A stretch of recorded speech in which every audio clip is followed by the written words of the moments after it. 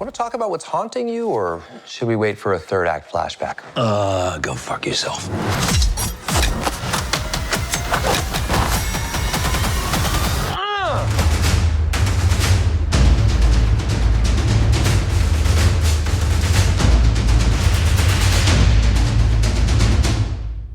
Writing, sometimes I'd write something, I'd spend all day working on one stupid paragraph and then I throw it away the next day. And then other days, 20 pages flies out of you, and I have co-writers, Rhett Reese, Paul Wernick. I've been writing with those guys since 2010. Zeb Wells also, Sean. If you have that freedom, then if it works and it makes sense in the story, forget about it being funny. If it makes sense, Kevin Feige's like, go for it, for sure. There was no boundaries, there was nothing. I saw Deadpool 1 and I remember going, oh.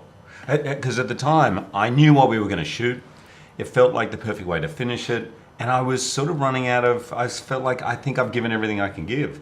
But when I saw that movie, I was like, oh, that's another whole world. This will bring out another whole side of Wolverine. This would be bringing another side of me and as one of my best friends. So we toyed with the idea for 4 or 5 years. But I really was like, oh, I've said I'm not doing it, so I'm not going to do it. And then I just knew in my gut 2 years ago, and I just knew I really wanted to come back. And I wanted to do it with Ryan as Deadpool. I wanted these two characters to come together. It just didn't feel right not doing it. Yeah. And the experience of it has exceeded every expectation. Just give me one more drink and then I'll leave. Hi, Peanut. I'm gonna need you to come with me right now. Look, lady, I'm not interested. I think putting Wolverine in a movie in every scene with Deadpool is a tone and a dynamic we really haven't seen Wolverine in before. But also, there was parts of the character that I had struggled to externalize, to get out there, to put into the story. And I said that to the guys, I said, this is, to me, at the core of why he is like he is, but I don't know how to, we haven't really nailed it yet. And that unlocked so much for us when we were writing. Like, it really unlocked a whole other and they really did. And so I'm excited about that. That's why I'm saying I think it's deeper and it's not like a completely different character. People go, I don't recognize that guy. Yeah. That's not the Wolverine I know. They'll go, oh yeah, that's Wolverine. And also go, oh. Come again. But it's also a character who's been had 24 years of mystery. There's a lot of mystery around him, but then now you pair him with basically a man whose, brain is a half-eaten, sandwich, who's gonna ask him anything and everything because Deadpool's a fan. Yeah. I mean, like, Deadpool's a fan of Wolverine, he's a fan of the MCU, the X-Men, he thinks, maybe not Hawkeye, I don't know why he doesn't like Hawkeye that much, but everyone else he loves. And so you have that opportunity now to have this guy go, well, who are you, what are you, which is why I love the yin-yang with these two characters, because they are both actually more alike than not, in the sense that they're both dealing with shame.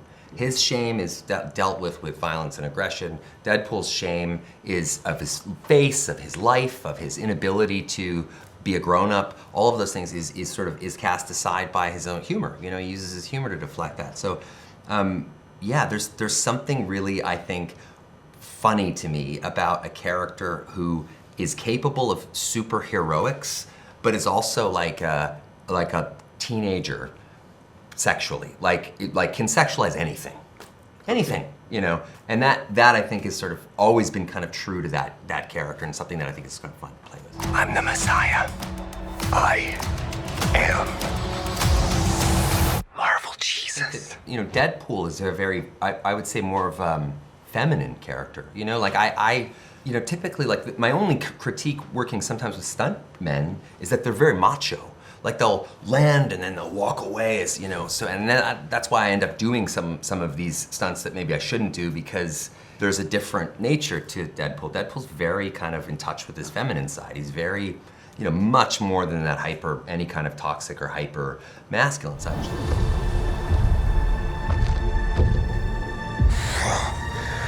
Don't just stand there, you ape. Give me a hand up. Nope, I'm actually okay. I'm so glad I followed my gut on it.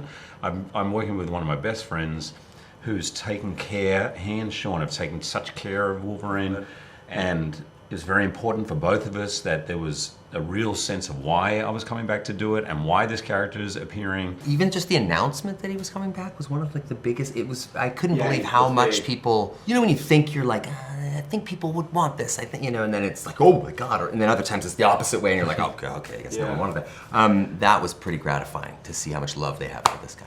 Let's fucking go! Let's fucking go.